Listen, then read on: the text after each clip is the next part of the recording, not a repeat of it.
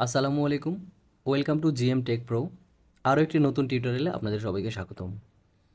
আজকে আমরা দেখব কিভাবে মাইক্রোসফট ওয়ার্ডের একটি ডকুমেন্ট তৈরি করতে হয়, সেভ করতে হয় এবং এটা শেয়ার করতে হয়।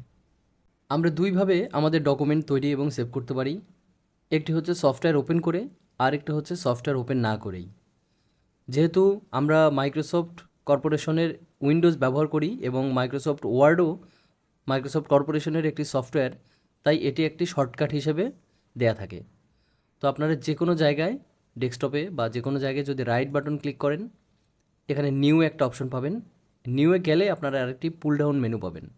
এই মেনুতে দেখেন মাইক্রোসফট ওয়ার্ড ডকুমেন্ট লেখা আছে।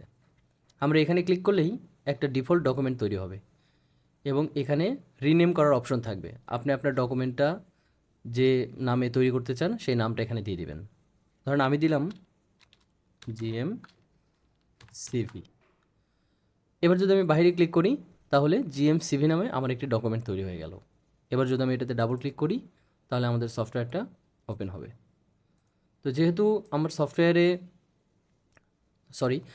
আমার পেজে কোনো কিছু লেখা নাই, আমি একটা ব্ল্যাঙ্ক ডকুমেন্ট তৈরি করেছি, তাই আমার পেজটা খালি দেখবে।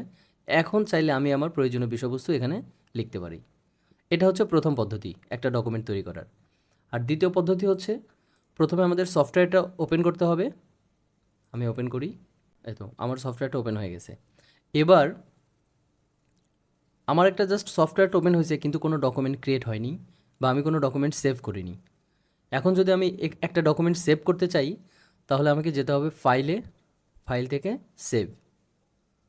এবার আমি কোথায় আমার ডকুমেন্টটা সেভ করতে চাই সেটা সিলেক্ট করে দিতে হবে। আমি ডেস্কটপ সিলেক্ট করে দিলাম। ডেস্কটপে আমার জিএম সিভি নামে একটু আগে একটি ডকুমেন্ট তৈরি করেছিলাম, তো আমি এখানে একটা ভিন্ন নাম দিব। আমি দিলাম সবুজ ডকুমেন্ট। আচ্ছা, আমার লোকেশনটা সিলেক্ট আছে ডেস্কটপে এবং আমি একটি ফাইল নাম দিয়েছি। এবার যদি আমি সেভ করি তাহলে ডেস্কটপে আমার আরেকটি নতুন ডকুমেন্ট ফাইল তৈরি হবে, সেটা হবে জিএম ডকুমেন্ট নামে। চলুন দেখি। এই যে আমি আগেরটা রাইট বাটন ক্লিক করে তৈরি করেছিলাম আর এই ডকুমেন্টটা সফটওয়্যারের ভেতরে ঢুকে সেভ করেছি। এইভাবে আমরা মাইক্রোসফট ওয়ার্ডের একটি ডকুমেন্ট তৈরি করতে পারি। এবার প্রশ্ন হচ্ছে এই ডকুমেন্টটাকে আমরা কিভাবে শেয়ার করতে পারি। আমাদের একটি মাইক্রোসফট ওয়ার্ড ডকুমেন্ট অথবা যে কোনো ডকুমেন্ট বিভিন্নভাবে বিভিন্ন জায়গায় শেয়ার করতে পারি। তো ধরুন আপনি আপনার কোনো বন্ধুকে বা আপনার অফিসিয়াল কোনো একটা ডকুমেন্ট কোথাও পাঠাতে হবে, সেক্ষেত্রে আপনি দূরবর্তী জায়গা হলে মেইল করে পাঠাতে পারেন। এছাড়া এরকম আরও অল্টারনেটিভ অনেক সফটওয়্যার আছে, যেমন হোয়াটসঅ্যাপ আছে, টেলিগ্রাম আছে। এগুলোর মাধ্যমে আপনি আপনার ডকুমেন্টটাকে পাঠাতে পারেন। আহ, আর যদি আপনার নিকটবর্তী কেউ হয় আর যদি আপনার নিকটবর্তী কেউ হয় তাহলে আপনি তাকে পেন ড্রাইভের মাধ্যমে ডকুমেন্টটা শেয়ার করতে পারেন। তো এটা নিয়ে অনলাইনে কিভাবে আমরা আমাদের ডকুমেন্টকে শেয়ার করতে পারি বা অনলাইনের ক্লাস, এটা নিয়ে আমাদের একটা ক্লাস থাকবে একদম শেষে।